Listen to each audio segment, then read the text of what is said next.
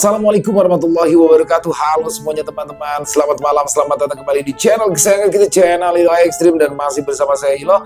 Dimanapun teman-teman berada, semoga teman-teman selalu dalam keadaan sehat walafiat, tanpa kekurangan satu apapun, amin amin ya robbal alamin. Dan pada kesempatan yang baik ini kami akan membawakan satu kisah dari Sanum Nareswari. Udah lama ya Sanum nggak ada di Ilo Ekstrim, dan memang kisah-kisah dari Mbak Sanum ini selalu menarik untuk disimak ya teman-teman ya. Tapi sebelum kita masuk ke dalam kisahnya, buat teman-teman mungkin yang belum subscribe, bisa diklik dulu tombol subscribe. Jangan lupa lonceng notifikasinya dinyalakan agar teman-teman selalu mendapatkan notifikasi dari konten-konten yang akan kami upload di setiap harinya.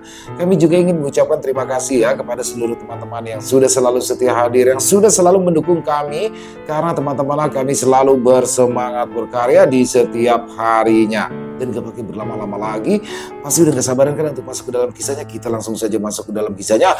Bunuh horor on! Santet mengerikan, kiriman mertua.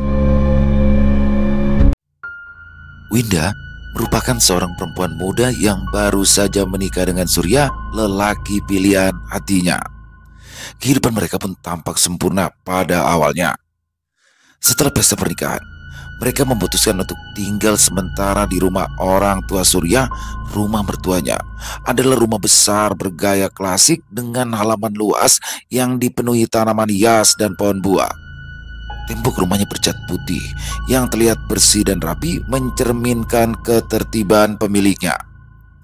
Saat pertama kali melangkahkan kaki ke dalam rumah itu sebagai menantu, Winda disambut dengan senyuman ramah dan pelukan hangat dari ibu mertuanya, Bu Ningsih. "Selamat datang Winda," kata Bu Ningsih dengan suara lembut sambil menggenggam tangan Winda erat. "Anggap saja ini rumahmu sendiri ya." Winda merasa sedikit lega. Ia sempat mengira bahwa tinggal bersama mertua tidak akan seberat yang dibayangkannya. Hari-hari pertama berlalu dengan penuh kehangatan. Setiap pagi, Winda bangun lebih awal untuk membantu Bu Ningsih menyiapkan sarapan. Mereka memasak bersama di dapur yang besar. Winda menikmati momen-momen itu. Percakapan ringan tentang resep makanan atau sekedar bercerita tentang kehidupan sehari-hari. Bu Ningsih juga sering memuji keterampilan Winda dalam memasak, membuat Winda semakin nyaman dan percaya diri. Di ruang keluarga yang luas, Winda sering duduk bersama Surya dan ayah mertuanya, Parian, untuk menonton acara televisi atau sekedar mengobrol santai. Suasana hangat terasa di setiap sudut rumah itu. Namun, seiring berjalannya waktu, Winda mulai merasakan ada sesuatu yang berubah. Keakraban yang pernah dirasakan perlahan menghilang, sikap ramah Bu Ningsih mulai memudar. Kadang-kadang saat Winda berbicara, Bu Ningsih hanya menjawab seadanya, hanya dengan anggukan kecil tanpa kata. Tatapan mata Bu Ningsih yang dulu penuh kehangatan, kini sering terasa dingin dan penuh perhitungan. Suatu pagi, saat Winda sedang menyiapkan sarapan di dapur, dia mendengar Bu Ningsih berbicara di ruang tamu dengan seseorang. "Ya memang sih, Winda itu orangnya baik. Tapi nggak tahu ya, rasanya rumah ini kok jadi berbeda ya sejak dia tinggal di sini," kata Bu Ningsih dengan suara rendah tetapi cukup jelas terdengar oleh Winda. Winda tercekat mendengar itu. Ada rasa perih yang menusuk di dalam dadanya, tapi dia hanya bisa diam dan melanjutkan pekerjaannya walau dengan tangan yang sedikit gemetar. Winda mencoba mengabaikan perasaan tersebut, berharap mungkin itu hanya salah paham atau sekedar prasangka sesaat. Situasi pun semakin memburuk. Setiap langkah yang diambil Winda di rumah itu terasa diawasi. Bu Ningsih juga mulai sering mengkritik hal-hal kecil seperti cara Winda melipat cucian atau menyimpan barang di dapur. Meski Bu Ningsih tidak pernah marah secara langsung, nadanya yang ketus diikuti kritik yang dilontarkan membuat Winda merasa tak nyaman. Winda tertekan. Dia mencoba berbicara dengan Surya tentang perasaannya, tetapi Surya yang tidak menyadari perubahan sikap ibunya hanya menganggap jika itu sebagai masalah kecil yang tidak perlu dibesar-besarkan. "Ibu mungkin hanya lelah," ujar Surya sambil mengusap lembut kepala Winda. "Sudah ya, jangan terlalu dipikirkan." Tapi sayang, perasaan Winda justru bertambah berat. Setiap kali ia melewati ruang tamu, ia merasa Bu Ningsih sedang memperhatikannya dengan tatapan yang sulit diartikan. Di malam harinya, Saat duduk di ruang makan untuk makan malam bersama, Winda mulai merasakan keheningan yang canggung. Parian yang biasanya ramah pun kini lebih sering tenggelam dalam korannya tanpa banyak berbicara. Semakin hari, Winda merasa seperti orang asing di rumah itu. Hatinya diliputi perasaan kesepian bercampur cemas. Winda tahu dia harus melakukan sesuatu, hanya saja tidak tahu harus memulainya dari mana. Di satu sisi, dia ingin menyelesaikan masalah ini dengan mertuanya, tetapi di sisi lain dia takut itu justru akan memperburuk keadaan. Setiap detik yang dilalui di rumah itu terasa seperti berjalan di atas pecahan kaca. Sakit, namun harus dilalui dengan hati-hati. Setelah beberapa bulan berlalu, suasana di rumah mertuanya berubah secara drastis. Winda kini mulai merasakan beban yang semakin berat. Pekerjaan rumah yang dulunya dikerjakan bersama kini sepenuhnya menjadi tanggung jawabnya. Setiap pagi Winda harus bangun sebelum matahari terbit untuk membersihkan rumah yang besar itu, mulai dari menyapu dan mengepel lantai, mencuci pakaian seluruh anggota keluarga, hingga memasak sarapan. Semua dilakukan dengan tangannya sendiri. Tidak ada lagi bantuan dari Bu Ningsi yang sekarang lebih banyak menghabiskan waktu dengan beristirahat di kamarnya. Winda tahu Bu Ningsi selalu saja menemukan alasan untuk menghindar dari pekerjaan rumah, sehingga tanpa banyak kata tanggung jawab tersebut dilemparkan sepenuhnya kepada Winda. Saat Winda sedang sibuk di dapur, adik iparnya yang bernama Irma, gadis muda yang masih lajang, duduk santai di ruang tamu. Irma adalah perempuan yang ceria tetapi juga sangat manja. Dia terbiasa hidup dengan semua kebutuhan yang selalu dilayani. Dan sekarang, setelah Winda di rumah, Irma semakin dimanja oleh ibunya. Setiap hari Irma hanya duduk di depan televisi, menonton drama kesukaannya atau bermain ponsel, sementara Winda berjuang menyelesaikan semua pekerjaan rumah yang tak ada habisnya. Pernah suatu kali, ketika Winda sedang sibuk memasak makan siang, Irma datang ke dapur dengan wajah cemberut. Mbak Winda, bisa bikinin aku es jeruk ya? Capek banget ya aku nih, katanya dengan nada malas sambil duduk di kursi dapur. Winda yang tangannya sudah penuh dengan bahan-bahan masakan hanya bisa tersenyum lemah dan mengangguk. Sebentar ya Irma, aku selesaikan ini dulu, jawabnya, berusaha bersikap sabar meskipun hatinya kesal. Setelah selesai memasak, Winda buru-buru membuatkan minuman untuk Irma meski tubuhnya sendiri sudah lelah. Namun, bukan berterima kasih, Irma hanya mengambil gelas itu tanpa sepatah kata lalu kembali ke ruang tamu. Jika Winda mendekati ruang tamu untuk membersihkan, Irma akan memindahkan kakinya menjulur ke meja hanya untuk beberapa detik sebelum kembali menaruhnya dengan malas di sana. Tidak ada rasa hormat atau kesadaran bahwa Winda tetaplah manusia yang butuh istirahat.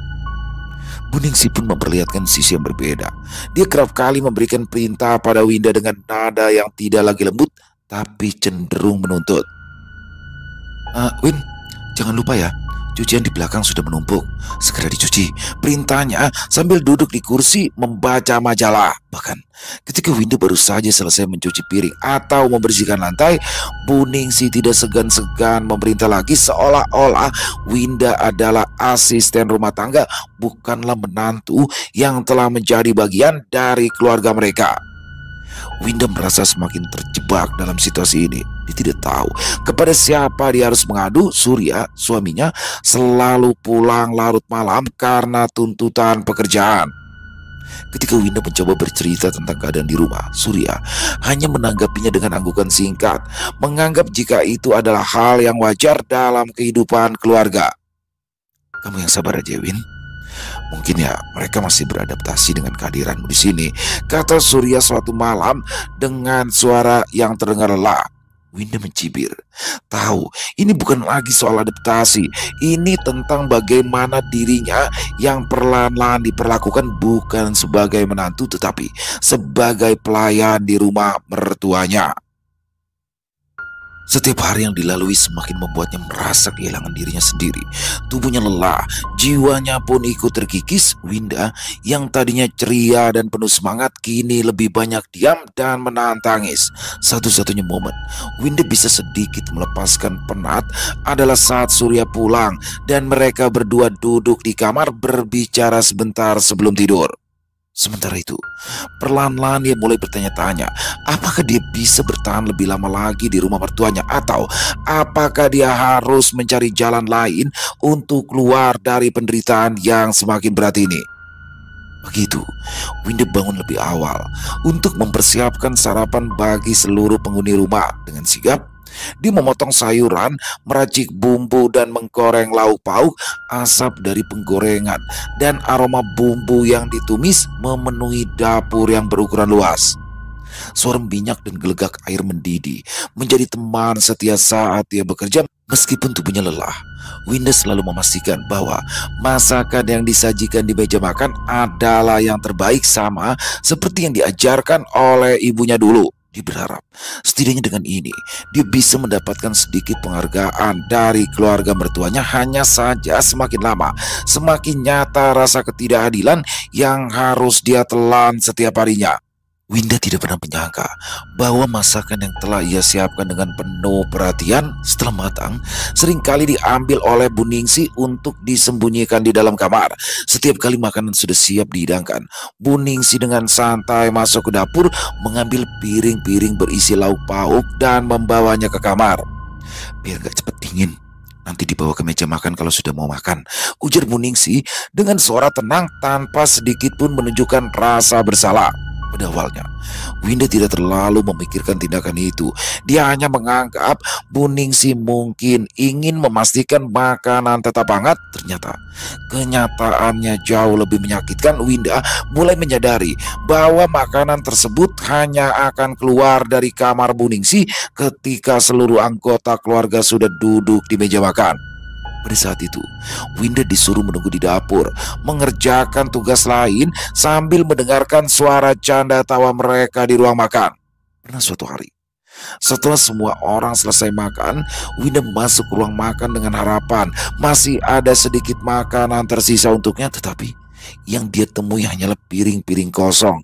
Sisa-sisa makanan yang tidak banyak, hanya beberapa potong sayur atau serpian lauk yang sudah tidak menarik lagi. Bu Ningsih kemudian datang dari arah kamar dengan piring yang hanya terisi setengah penuh.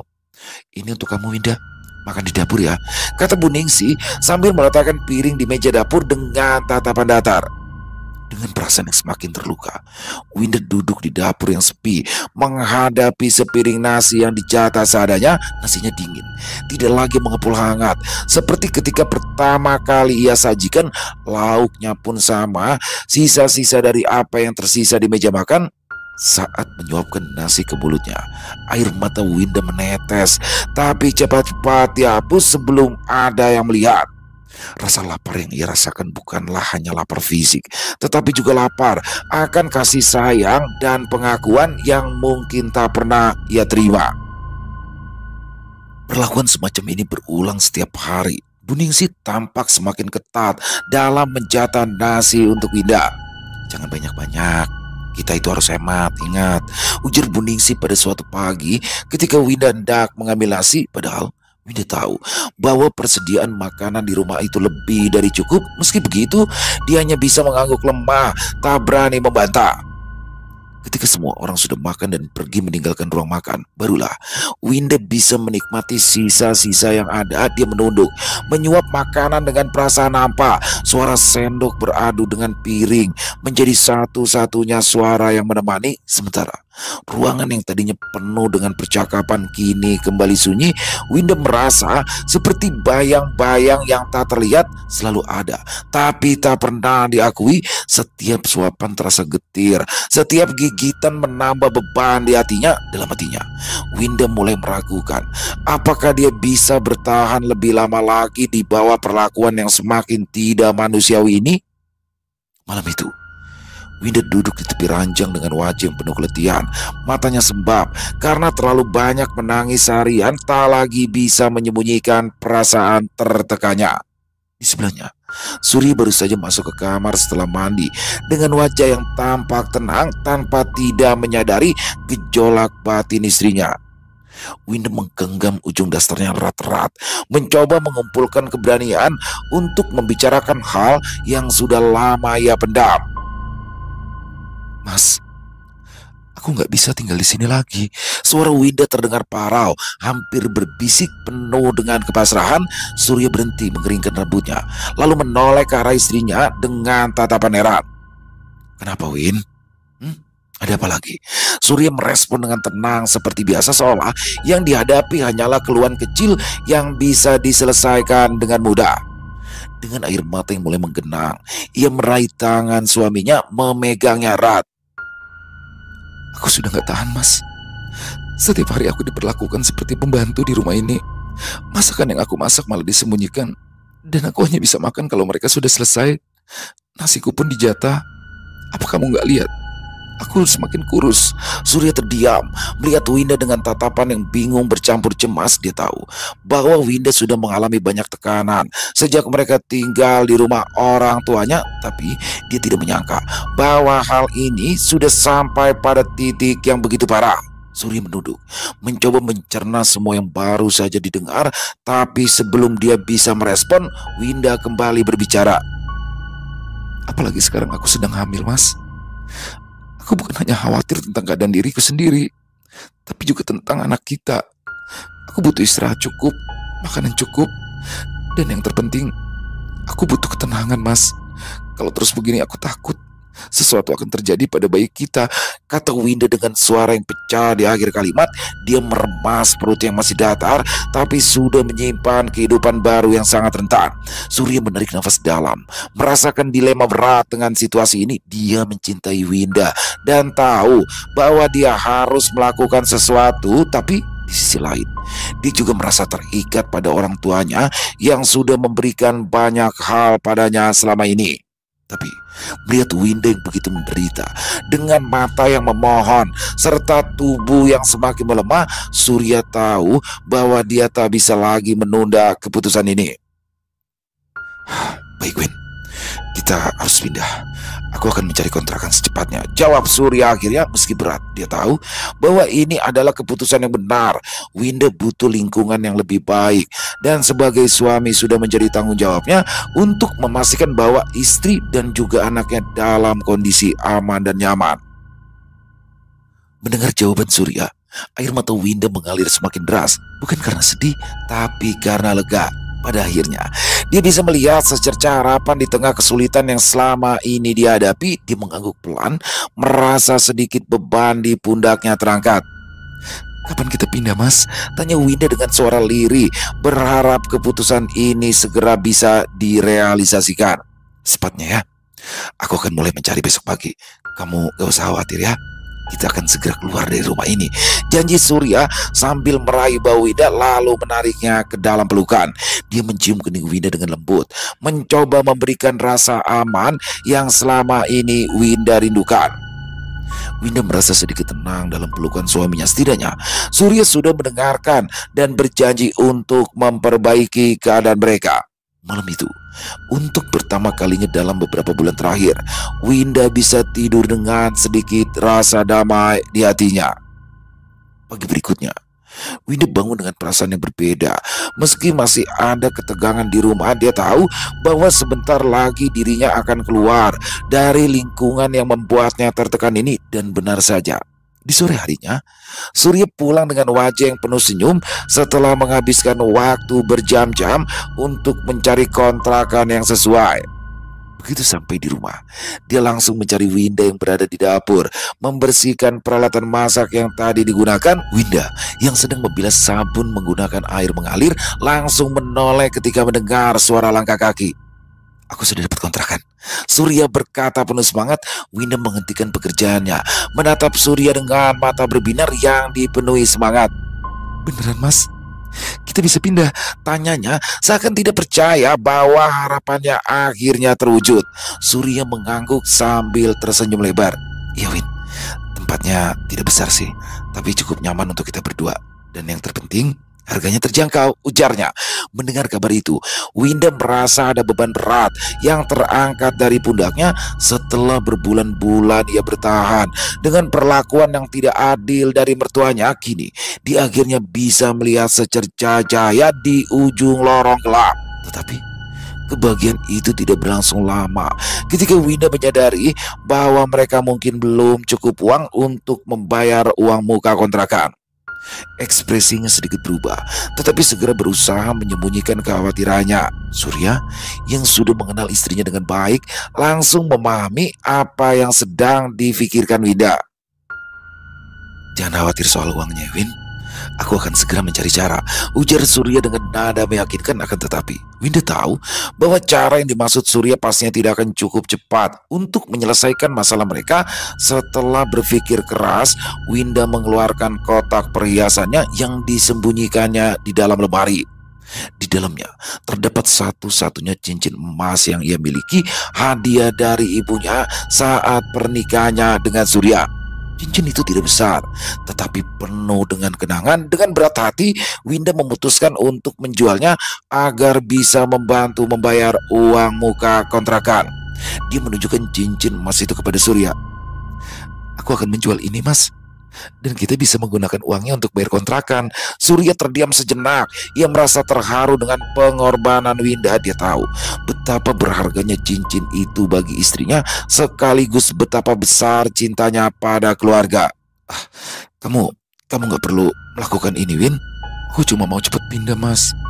Hanya inilah cara memperoleh uang dalam waktu yang cepat." "Baiklah, kalau ini yang kamu mau, aku berjanji kita akan membeli cincin yang lebih baik nantinya saat kita sudah lebih mapan." Winda mengangguk dengan senyum yang dipaksakan, namun Surya tahu di balik senyum itu ada perasaan kehilangan yang mendalam. Keesokan harinya, mereka pergi ke toko emas yang terletak di pinggir pasar. Pemilik toko, seorang lelaki tua dengan kacamata tebal, melihat cincin itu dengan teliti. Setelah beberapa saat, dia menyebutkan harga yang cukup untuk membayar uang kontrakan dan masih ada sedikit sisa untuk keperluan lainnya.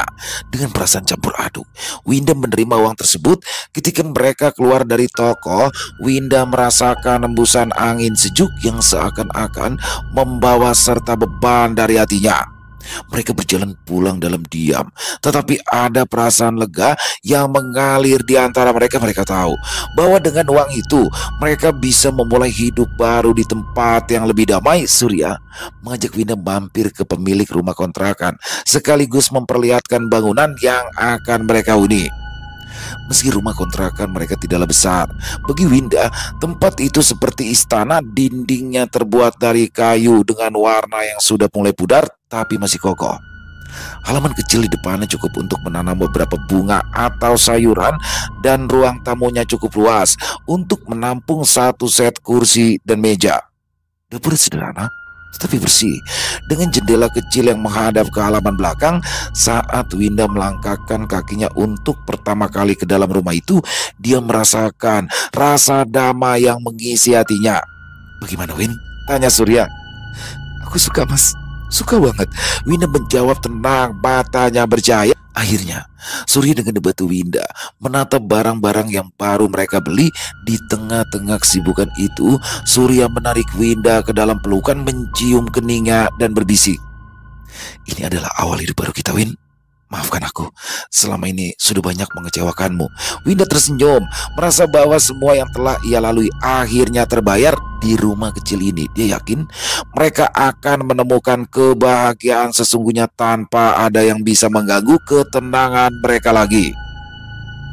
Matahari masih malu-malu menampakkan sinar ketika Winda mengemasi seluruh pakaiannya ke dalam koper besar. Sementara Surya menemani orang tuanya yang sedang menikmati teh. Dia memang sengaja berpamitan di hari itu agar orang tuanya tidak bisa menghalanginya pindah.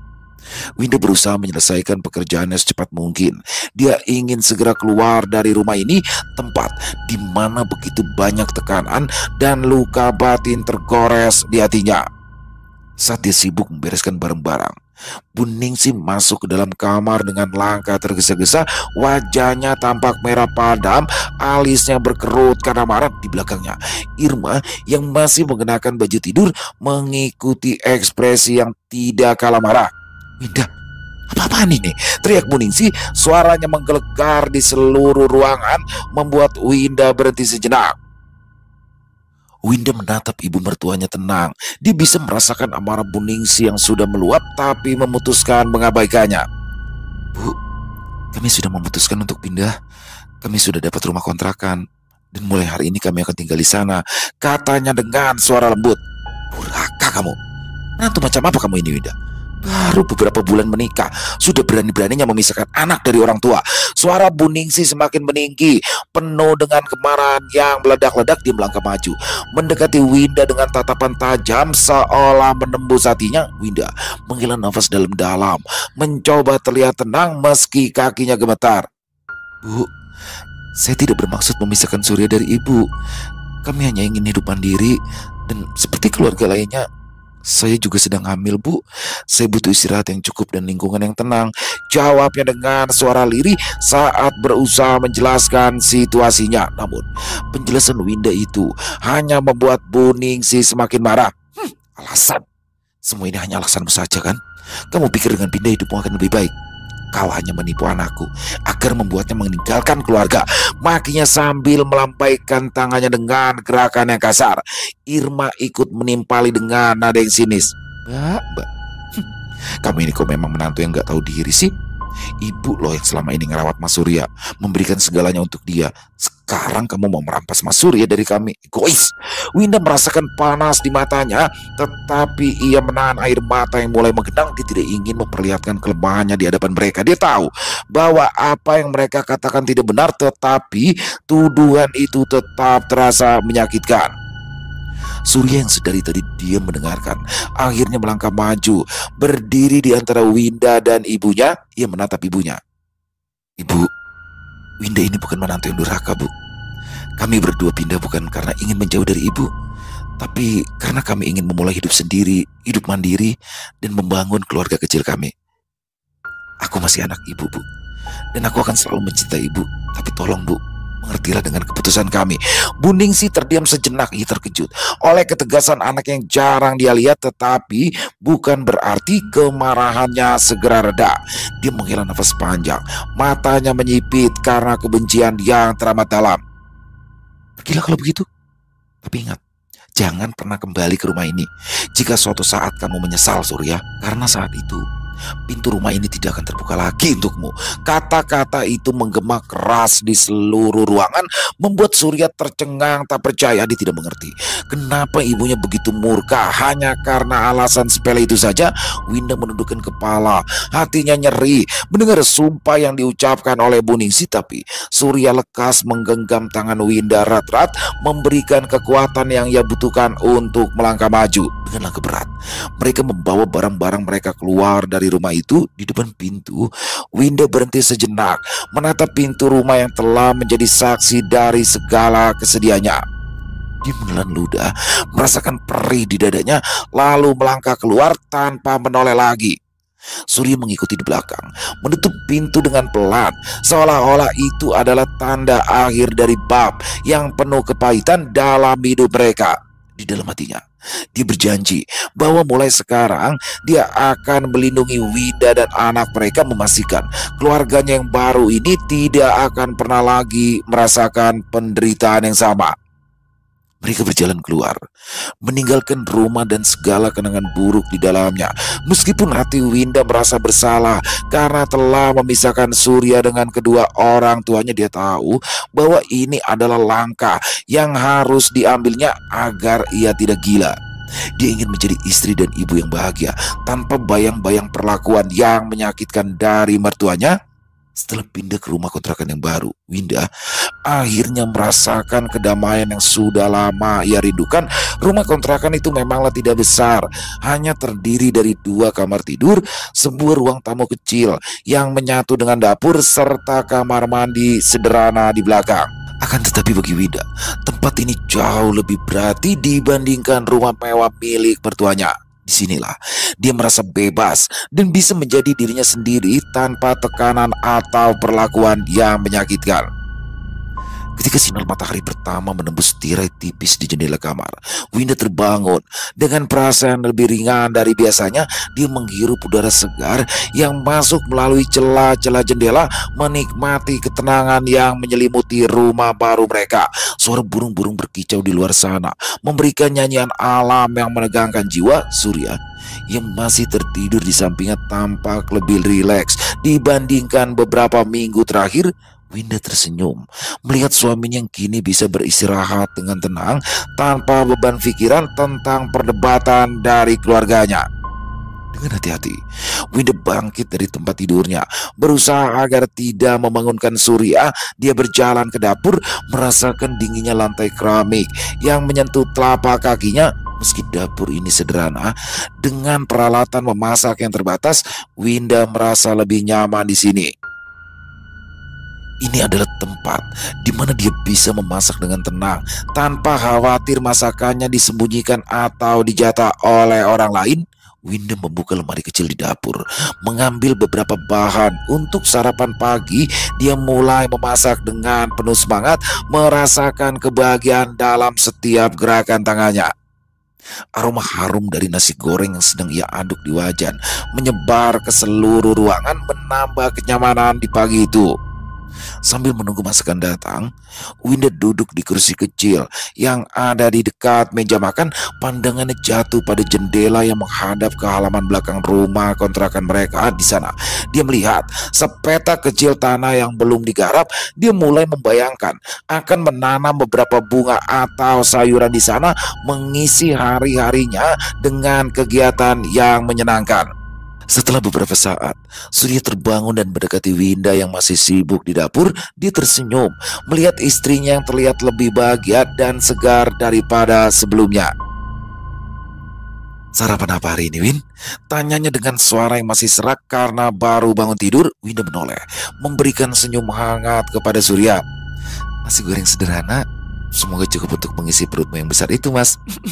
Jawabnya sambil bercanda. Surya tertawa kecil kemudian mendekat dan memeluk Winda dari belakang, memberikan rasa nyaman. "Terima kasih, Win, untuk segalanya.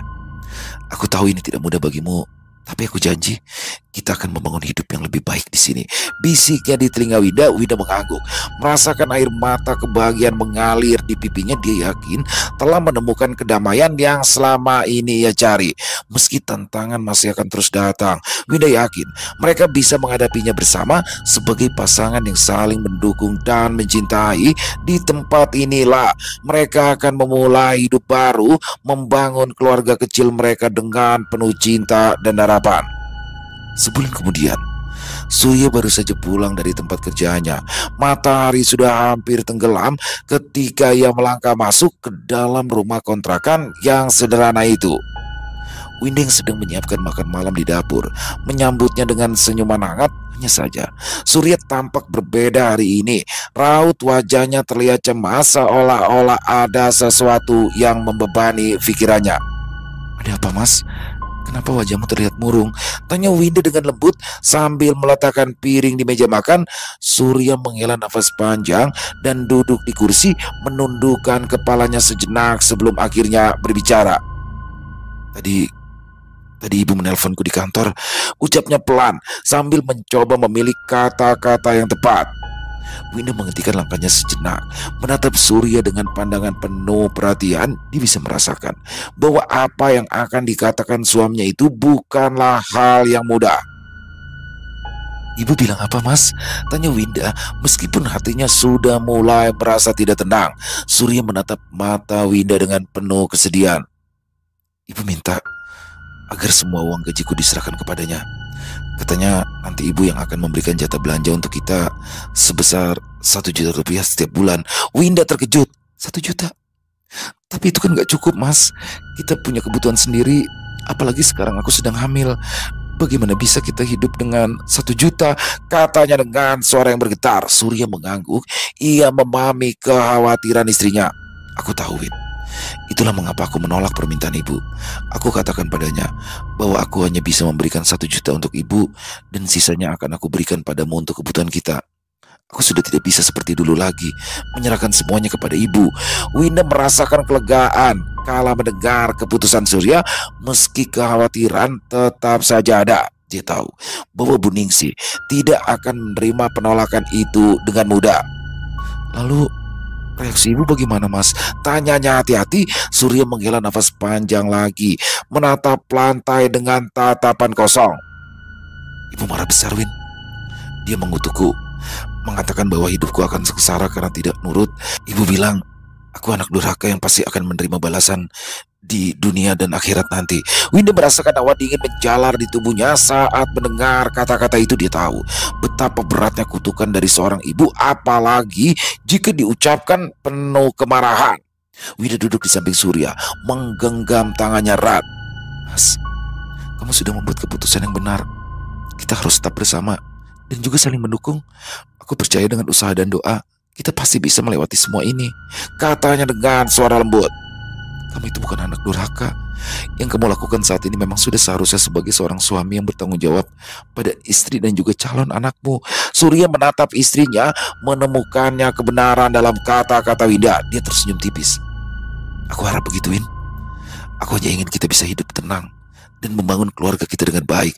Winda mengangguk, memberikan senyum yang penuh ketulusan. Kita akan baik-baik saja, Mas. Kita punya satu sama lain, dan itu lebih dari cukup untuk menghadapi apapun yang terjadi. Malam itu, meskipun bayang-bayang kutukan Bu Ningsih masih menggantung di pikiran mereka, Winda dan Surya berusaha menguatkan satu sama lain. Tetapi tidak lama setelah kejadian itu, Winda mulai sering mengeluh tidak enak badan. Pada awalnya, dia hanya berasa lelah bercampur sedikit pusing, sesuatu yang dia pikir wajar mengingat kehamilannya.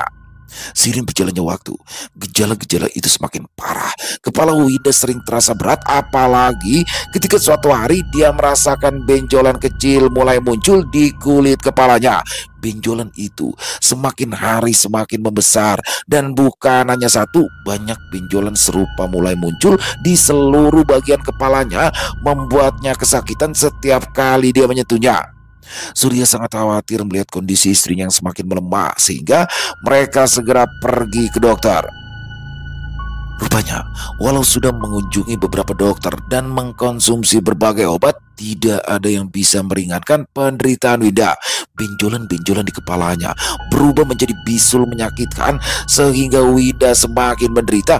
Rasa sakitnya begitu luar biasa, hingga ia kesulitan tidur, makan, bahkan sekedar berdiri. Surya, yang setiap hari melihat penderitaan Winda, ikutan resah. Akhirnya, setelah berbagai upaya medis tidak membuahkan hasil, Surya memutuskan untuk membawa Winda ke seorang ustadz yang terkenal dengan pengobatan spiritualnya, Ustadz Ramli. Dengan harapan terakhir yang tersisa, mereka berdua pergi ke rumah Ustadz Ramli yang berada di pinggiran kota. Sesampainya di sana, Surya dan Winda disambut dengan ramah oleh Ustadz Ramli. Lelaki tua itu menatap Winda dengan penuh iba, seolah-olah bisa merasakan penderitaan yang dialami oleh perempuan muda itu hanya dengan melihatnya. Setelah mendengarkan cerita Surya tentang kondisi Winda dan kejadian-kejadian yang terjadi sebelumnya, Ustadz Ramli segera menyadari bahwa ini bukan hanya masalah kesehatan biasa. Dengan tenang, Ustadz Ramli mengajak Winda untuk duduk di atas sajadah yang telah dibentangkan di tengah ruangan. Dia kemudian duduk di depan Winda, memegang sebuah tasbih di tangannya. Kita akan memohon pertolongan kepada Allah. Insya Allah, dengan izinnya kita akan menemukan jalan keluarnya, ucap Ustadz Ramli dengan suara lembut namun penuh keyakinan. Dia mulai melafalkan ayat kursi dengan khusyuk. Suaranya mengalun tenang, penuh wibawa. Saat Ustadz Ramli membacakan ayat demi ayat, ruangan itu terasa dipenuhi dengan kehadiran yang menenangkan. Winda yang awalnya merasa gelisah mulai merasakan ketenangan menyelimuti hati. Tiba-tiba saja sesuatu yang aneh mulai terjadi. Bisul-bisul di kepala Winda yang selama ini tak tersentuh oleh obat apapun mulai berdenyut dengan hebat. Winda merasakan tekanan yang kuat, seakan-akan ada sesuatu yang ingin keluar dari dalam bisul tersebut. Suara Ustadz Ramli yang terus melantunkan ayat kursi terdengar semakin intens hingga puncaknya. Sebuah bisul di puncak kepala Winda pecah. Dari bisul itu bukanlah nanas seperti biasanya yang keluar, melainkan cairan kental berwarna hitam pekat mirip lumpur. Bau busuk yang menyengat segera memenuhi ruangan, membuat Surya terkesiap kaget. Cairan lumpur itu terus mengalir dari kepala Winda seperti racun yang akhirnya keluar dari tubuhnya. Meskipun kejadian itu tampak menakutkan, Winda merasakan kelegaan yang luar biasa. Seakan-akan beban berat yang selama ini menghantui tubuhnya perlahan-lahan terangkat. Ustadz Ramli terus melantunkan ayat-ayat suci dengan tenang, hingga akhirnya semua bisul di kepala Winda pecah dan mengeluarkan lumpur yang sama. Ketika proses itu selesai, Winda merasa tubuhnya jauh lebih ringan. Meskipun masih lemah, Ustadz Ramli mengakhiri doanya dan menyeka keringat di dahinya. Dia kemudian memandang Surya dan Winda dengan wajah prihatin. Ini adalah ujian, nak. Ada kekuatan gelap yang mencoba merusak rumah tangga kalian. Tetapi ingatlah, pertolongan Allah selalu lebih besar daripada segala musibah. Teruslah berdoa dan berkuat iman kalian. Nasihatnya, biarlah mereka merasakan akibat dari perbuatan sendiri. Jika kalian nanti mendengar ada seseorang yang dekat dengan kalian tiba-tiba saja jatuh sakit, itu tandanya dia adalah pelakunya. Surya merasakan desiran dingin di punggungnya. Pikiran tentang siapa yang mungkin tega mengirimkan santet kepada istrinya membuat hatinya bergolak. 2 hari setelah pertemuan dengan Ustadz Ramli, Winda dan Surya menjalani hari-hari mereka dengan perasaan yang sedikit lebih lega. Winda perlahan mulai merasa lebih baik, dan bisul-bisul yang sebelumnya membuatnya menderita kini mulai mengering dan sembuh. Tapi sayang, ketenangan itu tidak berlangsung lama. Suatu pagi, ketika Winda sedang bersiap untuk sarapan, ponsel Surya berdering nyaring. Surya yang mengangkatnya. Wajahnya yang semula tenang berubah pucat seketika. Winda yang memperhatikan perubahan itu segera mendekati Surya. Ada apa, Mas? Tanyanya cemas. Surya menutup telepon dengan tangan gemetar. Dari ibu, katanya dengan suara bergetar. Bapak meninggal dunia tadi pagi. Winda terkejut mendengar kabar tersebut. Pikirannya seketika melayang pada peringatan dari Ustadz Ramli. Jika ada orang dekat yang tiba-tiba sakit atau meninggal, kemungkinan besar dia adalah pengirim santet tersebut. Tapi ini adalah ayah mertuanya sendiri. Dengan perasaan campur aduk antara sedih, takut dan juga bingung, Winda terduduk lemas di atas kursi. Dia tidak pernah membayangkan bahwa kebencian bisa sedemikian dalam hingga menyebabkan kematian seseorang. Meski hubungan mereka dengan mertuanya tidak baik, Winda tidak pernah menyangka bahwa ayah mertuanya akan tega melakukan hal seperti itu. Surya yang masih terkejut dengan berita tersebut berusaha menenangkan dirinya. Kita harus segera pulang. Aku tidak tahu bagaimana harus bersikap di depan ibu, tapi kita harus tetap pulang. Diam-diam Winda memaafkan bapak mertuanya. Ya, dia tidak bisa membencinya walau dia sempat menerima kiriman santet dari lelaki itu. Selesai. Wow, luar biasa sekali ini kisahnya nih. Aduh, di awalnya itu kisah biasa ya antara menantu dan mertua. Ini relate banget dan benar-benar terjadi. Mungkin teman-teman yang yang sudah berkeluarga ya sempat juga mungkin merasakan hal-hal seperti ini, karena memang acap kali terjadi, terutama untuk para wanita, karena biasanya cewek ikut cowok dan tinggal di rumah mertua, ditinggal di rumah orang tua laki-laki, dan pasti akan ada tuh drama-drama biasanya ya. Dan memang hal-hal seperti di kisah barusan ini acap kali terjadi ya. Tapi kalau yang tadi mau udah keterlaluan tuh, aduh mertuanya kok begitu banget. Memang sebagai orang tua tuh harus siap sebenarnya melepas anaknya ya, nggak cowok nggak cewek. Yang memang yang terbaik untuk anak itu ketika dia sudah berkeluarga ya terpisah dari orang tuanya. Apalagi nih ketika orang tuanya ini minta sekian juta, sisain aja 1 juta buat kamu. Waduh, parah banget ya. Dan di sini alhamdulillah bisa terselamatkan, dikirimin santet. Waduh, bisulnya serem banget ya, keluar darah hitam gitu tuh. Tapi alhamdulillah berkat ketulusan hati, kebaikan hati dan keikhlasan semuanya itu kembali, dan bener-bener gak nyangka ternyata di sini adalah bapak mertuanya. Padahal selama ini kan berseterunya dengan ibu mertuanya, tapi ternyata bapak mertuanya lah pelakunya. Mungkin, tapi ini menurut pandangan saya aja. Mungkin karena ibu mertuanya berkeluh kesah, akhirnya bapak mertuanya pusing, ya udah kirimin aja lah, kelarin aja biar anaknya balik. Mungkin ya, ini imajinasi liar saya dari kisah barusan. Tapi apapun itu yang terjadi, kebaikan, ketulusan hati itu akan mengalahkan segalanya, terutama keikhlasannya itu akan mengalahkan segalanya. Tanpa dibalikin sekalipun, santet itu berbalik sendiri, dan karma tidak akan pernah nyasar teman-teman, pasti akan tepat sasaran. Dan keren banget kisahnya Mbak Sanom. Terima kasih atas kisah luar biasanya. Ditunggu lagi untuk kisah-kisah selanjutnya. Dan buat teman-teman, semoga kisah barusan bisa menghibur teman-teman semua ya, para pecinta penikmat horor misteri. Lebih khususnya lagi kepada para subscriber dari channel ILO Extreme. Dan buat teman-teman mungkin yang punya pendapat lain tentang kisah barusan, bisa menuliskan di dalam kolom komentar, ataupun hanya sekedar saling menyapa, silakan. Insya Allah kami akan menjawab satu persatu.